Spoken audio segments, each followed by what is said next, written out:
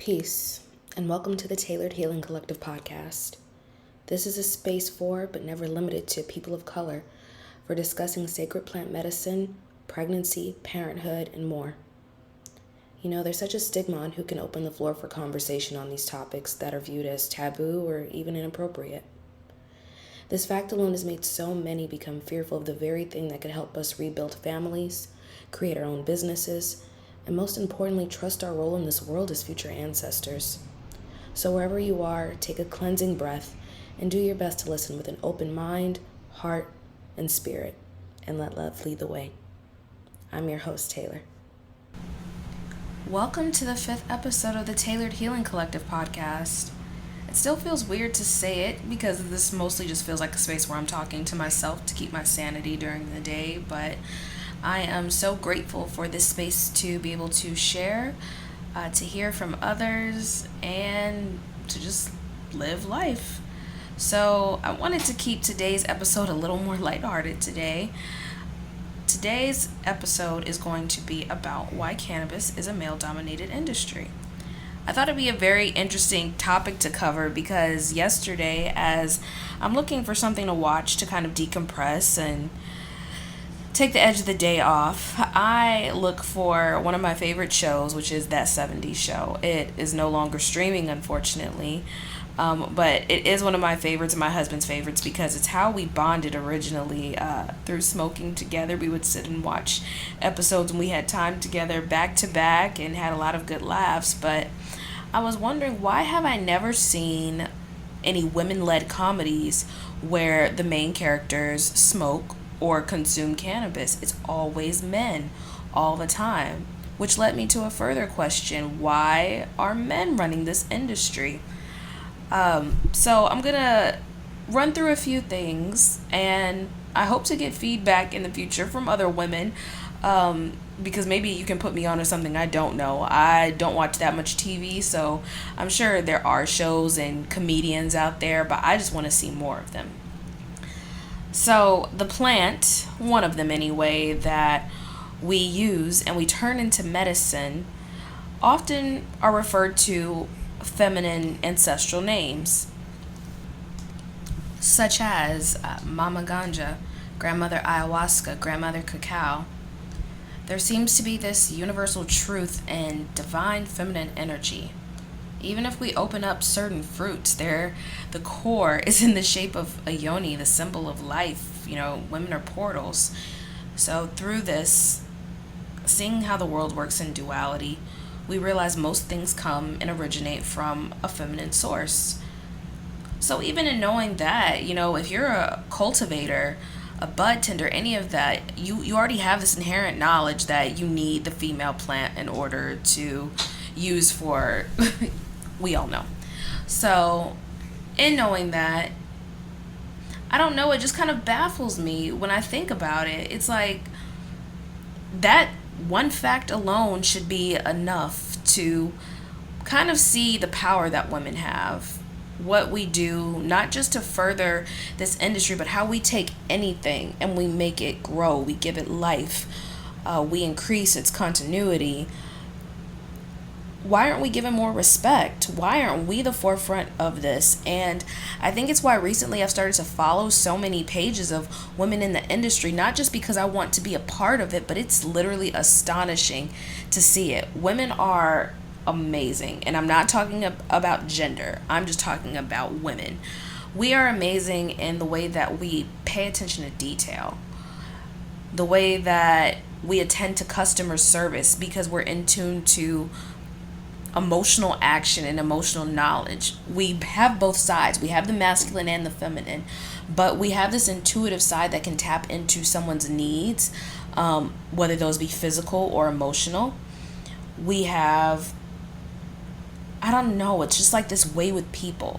Not every single woman carries it in the same way, but we definitely all have, I don't know, it's just something. I don't know how to pinpoint it, but I'll start off with when I was younger and I was buying from, you know, my local salesman, local saleswoman, which was not often, I would be astonished and I keep using the word astonished because that's like the best word I know to use right now for situations like this. When I would come across, and every blue moon would come across a woman who was a saleswoman. And just because, especially in college, it was like all I could deal with was men. Not even could. That was my only option I had. Men were always known to be the hustlers, the providers, the grinders, whatever it was. So whenever I needed some green, I had to go to, the local guy in the neighborhood or college or wherever. And to see a woman do it, it was just like, okay, so we're in this too. Like, it's not something that's taboo or something we shouldn't be doing. We should be attending to kids and, family things. But this, like, I don't know, it always seemed like risque back then. But I mean, now knowing, I'm like, no, it's not. We should have been at the forefront of this. So let's talk about it. Buying from men, salesmen back in my earlier days was always so uncomfortable. Like, men just, I don't know, not all of them, but they have a way of making you feel like you're forced to buy something. They have a way of sexualizing everything, kind of using their domineering power when dealing with this. And that is so uncomfortable for women. And we just kind of like, at least I used to just take what I could get. Like, I would never, ever, ever give myself up for that at all. But I won't say I was not propositioned many times. And it's annoying because it's like, I'm just here to get my medicine or to get my recreational time. I'm not here for you. And it was so annoying. And I don't know that any woman that I've ever met treated me that way. Like, when I think about how I wanted to be in the industry, I mean, honestly, the only example that I had, like, television-wise, was Nancy Botwin.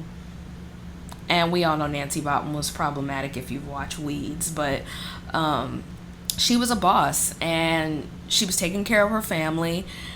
And she didn't bow down or let any man, like, take advantage of her to get what she wanted. Now, I'm not going to sit here and hype her up. This is a fictional character. But I will say that was my first example of seeing, like, women, what women could do in this industry. But then you want to bring it down to less drug lords, less politicians and things like that. And we're just talking about the regular industry or market that is going on. With men, they would always try to either oversell me or undersell me on a product as if it was something other than its worth. I think women will always tell you, we're very particular about what we buy and how we buy. And I know that there are men like this too, but because we make things last so long, our purchases are usually intentional, usually. I won't say that I didn't have a lot of bad purchases at the beginning of the pandemic, but usually I try to be very intentional about my purposes because I hold emotional ties to the things that I own or that I'm consuming or, whatever it is. Everything has energy in it. I think women understand this a little bit better than men. So being a more avid consumer now, I thoroughly enjoy appreciating the experience. Like, I want to go somewhere like a dispensary where I can open up my package. It's in a nice, beautiful jar that I can use for something later. I love design. I love looking at things. I think women are the best marketers in the world. Like, we know what the customer is going to think about before they do. We know, or not even just a customer. Like, it could be a friend. It could be a family member, whatever it is. We treat it as medicine, even though it can also be treated recreationally. We want an entire immersed experience versus just a quick buy. We cherish and take whatever's given to us and make more out of it, whether it be home, a career, relationship. We add growth and development. Women should have always been at the forefront. I'm like, so the topic is, why are men, head of this industry? I don't know. Patriarchy? I guess it's a simple answer. The more complicated answer is all of these different factors, like pinning them against each other. Like, I could never get a salesman to pick up the phone on time, to show up on time, to not make me uncomfortable when purchasing, to make me want to come back, that was consistent, that was reliable. The one or two women that I've ever come across always came through, and the only reason it didn't work out was simply because they weren't in a state where they could be a normal salesperson.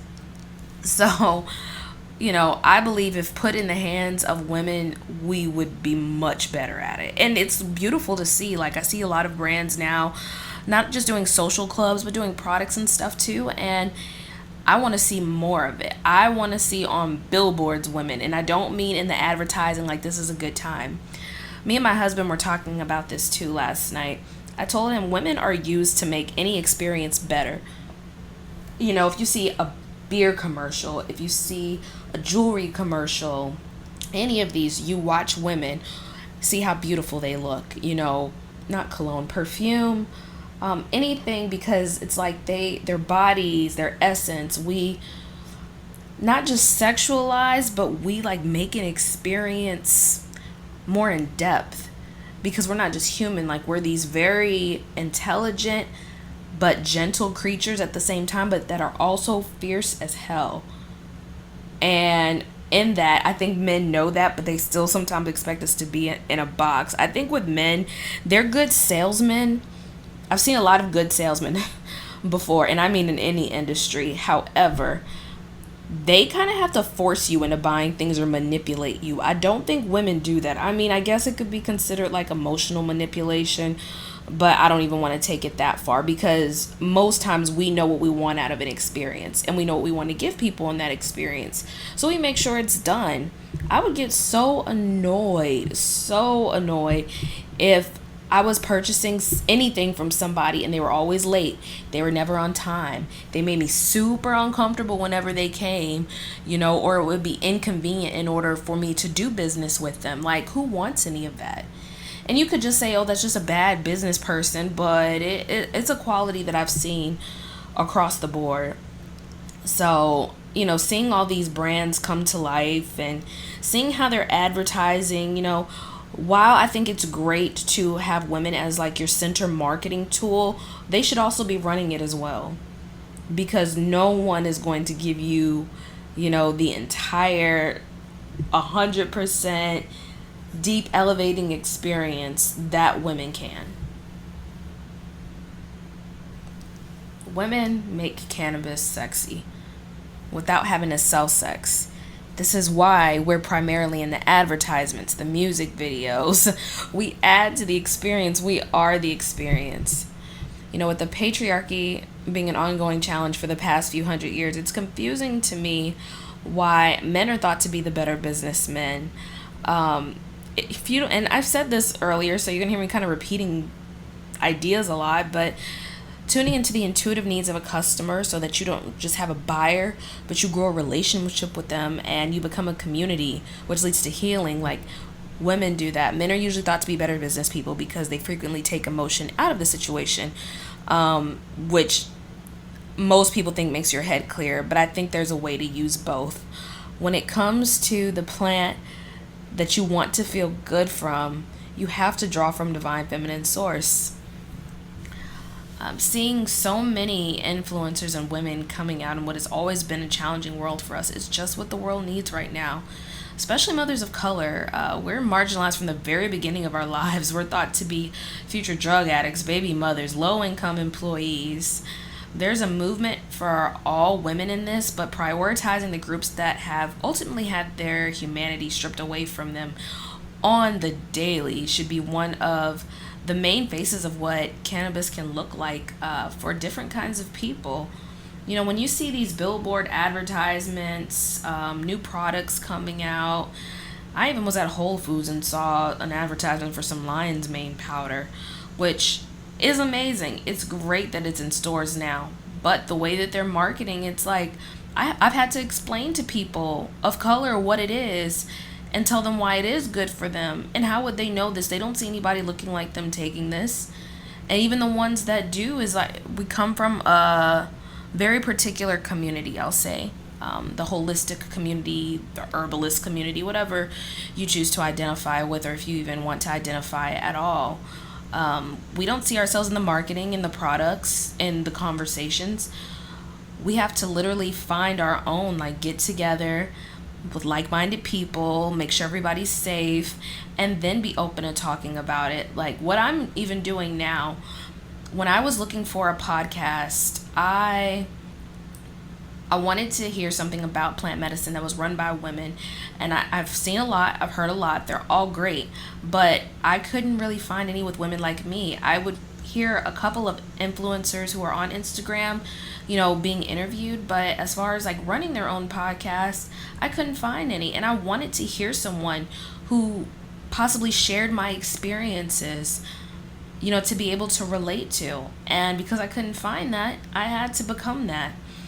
I think with women in this industry, or why men are, is because they also don't always have a problem taking charge. I think, at least in my experience, and I know this is not all women, women are supposed to be these fragile creatures who, jump at the sight of any kind of pain or any kind of struggle, and we just need to be quiet all the time, and we're not thought to take charge and be leaders. And when we are, it's intimidating.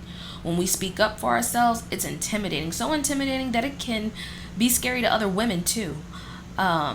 We are not used to, or people are not used to, seeing women step into their power. Men just take what they want with ease. Don't think twice about who they're hurting, who it is. With us, we consider so many things like, okay, am I doing this right? How is this going to affect this person in the long run? And I think, honestly, that's a better way to do business. I think the misconception is that just because we are sensitive creatures, that we can't put that aside to get business done. After having the second child, my first one, I felt a lot, I won't say a lot, I felt disempowered by it. But with this one and getting to have my natural birth, I've told my husband too, like, you can't tell me anything now. You know that, right? Not just because I had a natural birth, but because I now believe in my power. There's nothing that you can say or do that's going to make me think that I cannot do this. My apologies, guys. There's nothing that you can say that'll make me think that I cannot handle any challenge that comes my way. I will not back down just because someone, wants to have a dick swinging contest. Like, that's not why I'm here. I'm here to get business done. And I think me stepping into that power, though it's scary because I'm afraid of intimidating people, it's very important. It's how we maneuver the masculine and the feminine in this world. Now, going back to comedies, I was talking to my husband about this too. I wish I would have decided to have him on the podcast today, but he's working. All these stoner movies that I've enjoyed in the past, and just like off of pure foolishness, are always having men in them. Men are allowed to be stupid, or, kind of goofy in the moment, or, just whatever. They're allowed to do all these things. It's socially acceptable for them.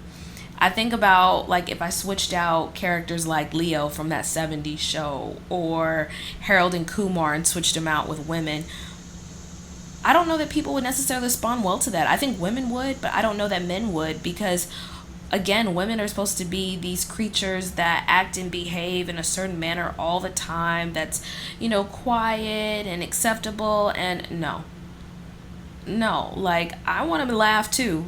I want to be able to be an idiot for a minute because it's fun. And I don't mean like be an idiot, like do something stupid, but like, just relax your mind, not be so I have to get things done all the time.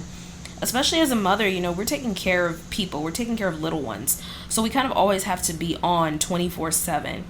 But I want to see more comedies. If someone knows of any, please like send me some in a DM through Instagram, anything, because I don't see them. Like Harold and Kumar, Step Brothers with Will Ferrell, that's not a stoner movie, but Half Baked, Pineapple Express, all Sausage Party. These are all dumb. Like, seriously, if you've seen any of these, you know how dumb they are. But at the same time, it's like, where's our stuff? I want to see my experience, and I don't want to always see my experience in the form of social justice. As much as I speak about it, sometimes I just want to laugh. I want to see myself in an experience. I want to, share in whatever the moment is with my friends. They're cool, they're funny, don't get me wrong. I still follow Cheech and Chong to this day. But at the same time, we just need more. There's really nothing else I could say. I could keep repeating the same idea, but we need more. We need more for sure. With everything going on in the media today about reproductive rights and men making these decisions for women, seeing in the past, I don't even know how many years men have been at the head of every kind of business, every level of marketing, the top earners, obviously the ones to make all these laws and rights. You wonder who agreed to this. Who agreed to this? Like, how did these ideas and systems come into place where women were thought to only have one role when we are literally the center of everything? And we know a lot of these ideas came from European standards and, washed over into Western world. But to know that we are such warriors, not just in the way that we take care of our families and children, but also in the ways that we handle business, also in the use and the intention that we put out to get what we want. I have seen and heard some amazing women out there before, all who use plant medicine, who have used cannabis, who have used some other form of plant medicine, and it has only made them smarter and faster and stronger. It's never made them like this inept being who can't handle themselves. I mean, if we can handle ourselves on cannabis, why wouldn't we be able to handle our children? It makes you more aware. It makes you more in tune. It's not like we're going to go off the deep end. I'm not going to talk about it too much today, but even with, thinking that it's going to affect our children, it just seems like another ploy to make sure we don't enjoy anything. And I'm here to enjoy life. I'm here to figure out how to make the most of it, to enjoy this experience in this physical body, because that's all it is, really. But the experience of being a woman in this industry, all that I follow is women at this point. I don't think I really follow too many male pages.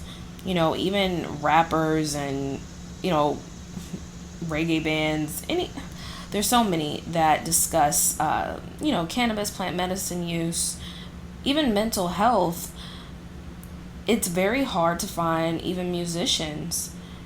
And I think, again, it goes back to what has been socially acceptable. When you think of rock stars and, musicians, it was okay for them to use because they were in a more accepting society. But it's here we don't get that same privilege. We don't get that same luxury of being able to feel good and take care of ourselves and take care of people. It's like you have to choose one.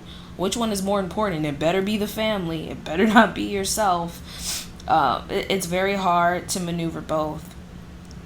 I will say, with the future, I do see more women coming out in this industry as bosses, as leaders, as pioneers, as entrepreneurs, because it's much needed to see how we can bring sources of life together and make more out of them, make them last longer. Our value lies in more than our bodies, more than our looks, more than our hair, more than our nails, more than the clothes that we put on. It is what we give back to a community. And I love how not just cannabis, but all plant medicine, women have historically been known to use it so intentionally. It's not just I see a pretty flower, let me go give it to my family. I see medicine. I see different sources of healing people, of giving back, of using what the earth has given and instilling it back into the world, back into the community. We do that with plant medicine. We do that in our work. We do that, in jobs. We do it in love. There's so many different ways. And I see with time, not only just the rise of the feminine, but the true inherent understanding, all the things you didn't pay attention to in science class, reproduction, where this energy, where this biology comes from, why we are so vital and important. I mean, we're the reason that things go on, why people exist. And there's been this obsession with, men for years, for centuries, decades, but thinking that they're the source when we are. And it's like when you're denying that you're the source, or you don't know that you are, it's like you're not tapped into your superpower. We are the superpower. We're the reason things grow. We're the reason things are made. We're the reason why life is sustained continually, I used to not be able to see the value in myself, much less, thinking how could I contribute to a business? How can I not just be the secretary? How can I be the boss? I know people make fun of women or moms like in their girl boss era, but honestly, outside of the pyramid schemes, I think that it's much needed. Women need to feel empowered in some sort of way again that allows them. I hear the little baby. It allows them to see I'm worth more. I'm worth more, and we can see that worth in ourselves. We can see it in nature. We can see it in society. We stop paying attention to what everybody says we aren't and start paying attention to what we are. It's so powerful what we give back. I'm stuttering a little on my words just because thinking about it makes my heart race. It makes my heart race because it makes me angry with myself for all the years I denied myself of my own power, of stepping into my light and stepping forward. But it also makes me happy because now that I realize it, I can finally start enjoying things. I can finally start taking things back. So with taking medicine back, taking cannabis back in this industry, it's going to require women to look in the mirror and see themselves and say, wow, you are amazing. You are divine. You are what is sustaining this entire planet right now, your feminine energy. And a lot of people will probably say that's a shot in the dark, like, yeah, but men too. Yes, we understand, but we create men. We're half of them, but we are them as well. Like there's no difference. It's all connection. It's all connection. I said this was supposed to be a serious episode, but it seems like whenever I start talking, it turns into a serious topic anyway. So maybe I'll need to smoke a little bit more before I start my episodes, or sit with my husband. I'm such a serious person, and he's like the jokester. But then when it's the other way around, it's me. Like, when I'm one with cannabis, one with plant medicine in general, I get so happy and childlike and have so much fun. It's only when I am not elevated that I'm more serious, like, okay, let's get to business. I think it's great that I can maneuver both and find balance in that, and then use medicine as a tool to help me find that balance so I don't get too over emotional about things, that I allow myself to sit with my feelings without letting them overpower me. That's also a superpower, something that we want to use through life. So in this industry, I guess the next question that I could ask is, how do we take this back? How do we make women the forefront of this movement of, I don't even want to say advertising. Saying advertising feels so capitalistic because, is capitalistic a word? I don't know. But seeing how women are taking this back,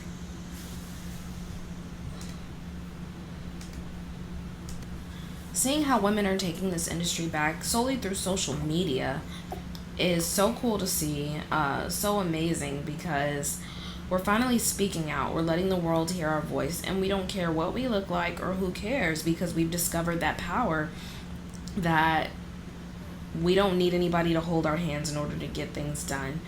We don't have to be against each other. We don't have to create this giant division within the community. I think there's definitely a space for everyone.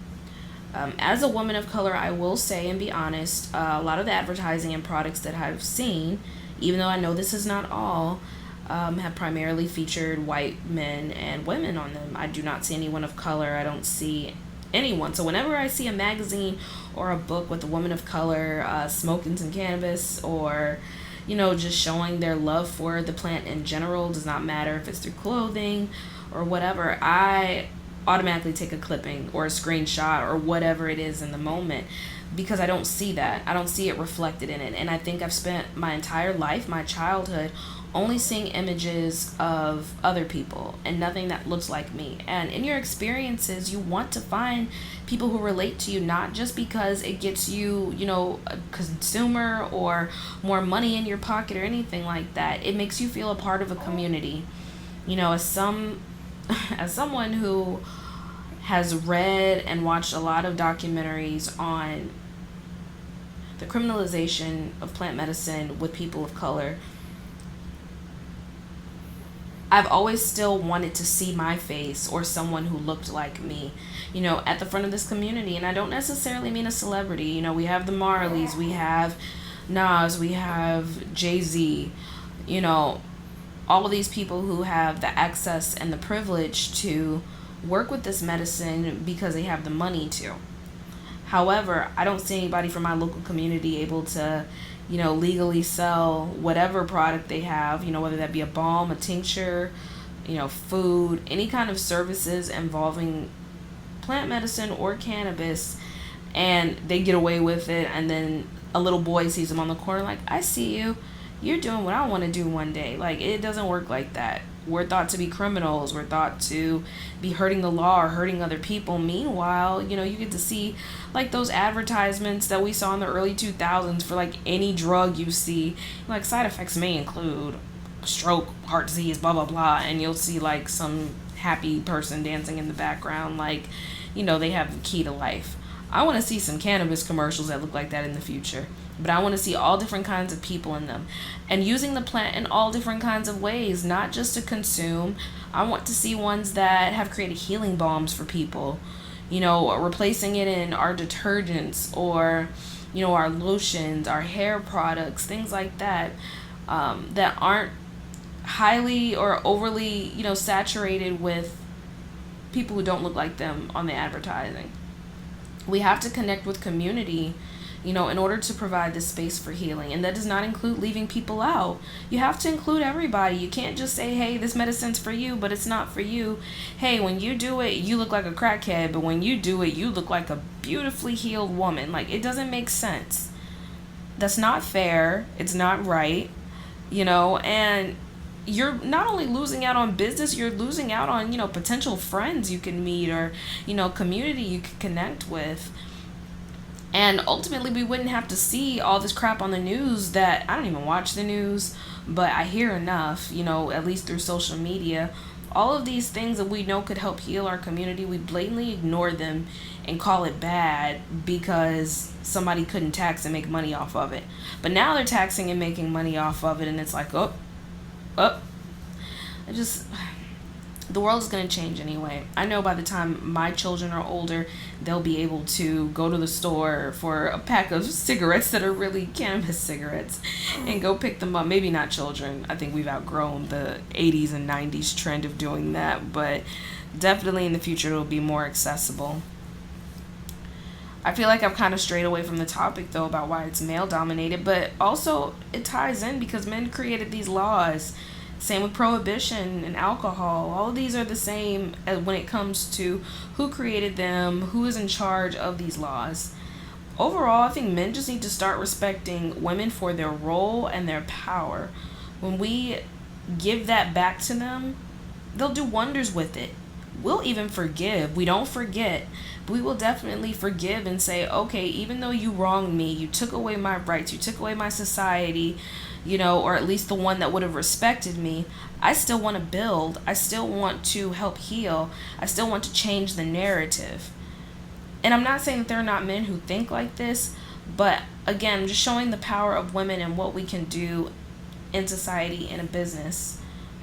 Even these podcasts that I see, podcast bros, male, white usually. And I'm not saying I don't trust all of them, but they do have a tendency to run these podcasts where they can say any and everything and it will always be accepted. Meanwhile, and I don't want to say specifically me because it could be any woman, but if I were to have my podcast like I do and say the same thing, I get scrutinized automatically. You're a bad mother, you're on drugs, you're a hippie, you're all of this. I'm not thought to be, you're the baby again. I'm not thought to be this business person. I'm thought to be someone who's just in charge of all the emotional needs of someone. But I can provide both. I can do both. I can cry about it and I can get the job done in the same day. I don't feel the need to lash out and hurt people intentionally, but I will still be brave enough to speak my truth. It goes hand in hand. Men, on the other hand, at least the way that I've seen them handle and deal with business, it's like they just leave their mess for somebody else to clean up most times. And I don't want it to feel also, let me say this, I do not want it to feel like I'm bashing men. I have a son, I have a great partner, and we are all capable of flaw. We really are. But the narrative does need to change. It needs to change to provide more opportunities for women. And I mean business grants when it comes to this. I mean helping open commercial spaces, hiring women to be the head of your companies, because we understand every aspect of what it will take to make something successful, to make something grow. We need to stop scrutinizing mothers, women, people with child, for what they're trying to do, and tell them, oh, I trust you to do this, but not while you do this. I can do it, but you can't, because you have to. We're in charge of building these communities. Literally, we are the portal. So if we're in charge and we know, why would we start doing something where we cannot operate, like normal people, or get the job done? There's a reason why this morning I could sit there, let my newborn baby cry in my ear, my toddler pinch me, my husband asking where his keys are, me trying to think about how the 3 hours I got of sleep last night, all while thinking and working on creating this podcast episode. Like, we're amazing at what we can do and what we can handle. And we don't need to keep asking for other people to give us a chance. Like, we can just start creating that for ourselves now. And I understand it looks scary for a lot of people, Women only got our right to even vote not too long ago, and that vote was only available for white women. It was not available for women of color at all. So, in the little power that we have been given, realize you already have it within yourself. You don't have to wait for somebody to give that to you. We know how to take something and make it grow. And I'm going to keep saying that because it's so important. We know how to make a house into a home. We know how to make a business flourish and thrive. We know how to raise children into decent human beings because we learn from our mistakes. We make plans. We realize that sometimes things have to fall away in order for them to be new and alive again. It's just the cycle of life. Man, I really wanted to be funny on this episode, but it just didn't happen. I guess we can talk real quick about some of these, my favorite, personally, stoner type movies and who I would cast in them. So let's start off with Half-Baked. Half-Baked is this very silly, foolish movie with Dave Chappelle as a janitor living with his, I want to say there's 3 other stoner friends. And I won't even tell you the plot of the movie because it's ridiculous. But who I would replace with Dave Chappelle? Probably Tiffany Haddish. She's like one of the funniest women comedians I think that I know right now. I would put in the house with her as one of her roommates. Ali Wong would probably be one. She is a hilarious comedian of Asian descent. Tiffany Haddish is African American, I believe. Who else? I'm trying to think. Because there are some women comedians out there who are not funny at all. I don't know. I think I need to see more movies. Let's see. What's another good one? Harold and Kumar, like that duo. I don't know. There's so many. It's sad that I can't even remember the names of some of these comedians that I've seen before because they're all very, very funny. Maybe if we had more roles for them, I would remember what their names are. We don't have enough of their shows. It feels so disrespectful for me to not know their names. And I'm thinking a lot about this HBO series I've seen called Black Lady Sketch Show, and all of them are hilarious on there, but I cannot remember names. So somebody out there, please create some stoner comedian content, like Key and Peele, but make it funnier, or Dave Chappelle, but make it funnier. Make it about women who consume, because I will buy every single ticket and I will laugh every single time. Like, we need that representation for sure. Whenever I get the chance to go to a conference one day, I would love to go to every woman-owned company and just tell them thank you. Thank you for what you're doing. Thank you for providing space. Thank you for just being you, because we need more of you. We need to see more of you. We just need more people like you in this industry, because it's going to help it grow. It's going to help make it more accessible for other people. It's going to help children understand their limitations with it. It's going to help so much if we only just start having a little bit more respect. That's it. That's all that I think there needs to be. I don't have too much else today, guys. Like, I thought this was going to be a very deep episode. It was like, it got serious, and then I'm trying to be funny at the end, but it's not that funny. But, yeah. To end things off, we know that cannabis is a male-dominated industry. We do know this. But let's remember honoring women, honoring the feminine nature and everything, and realizing that without it, things would not be created and thrive and be passed on. So, in knowing that also, use it to the advantage of the world. Treat women with kindness and watch what they do for you. Treat them with humility. Treat them with respect, ultimately. I mean, I don't even know what other word I should use besides respect. And see what they can do with this industry, what they can turn it into. We're not just going to give you a bunch of, new fancy products to go sell to a group of people. We're going to give you healing. We're going to give you understanding. We're going to give you knowledge to, help you make the right decisions for you, to realize that, these are only tools, that they're not meant to be aids. We're going to help heal the world one day at a time. So thank you for listening to this episode today.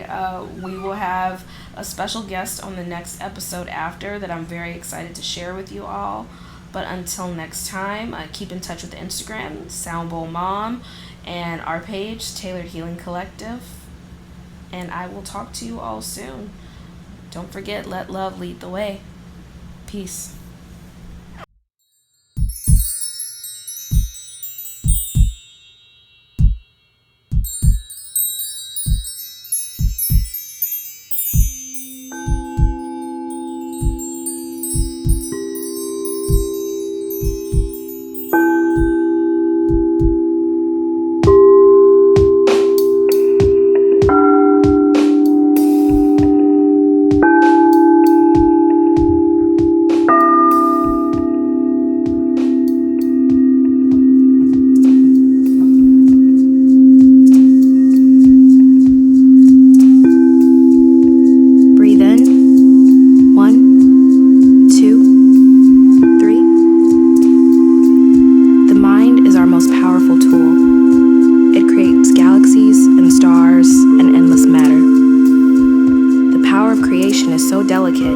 It brought you here in this moment to realize who you are. You are an alchemist.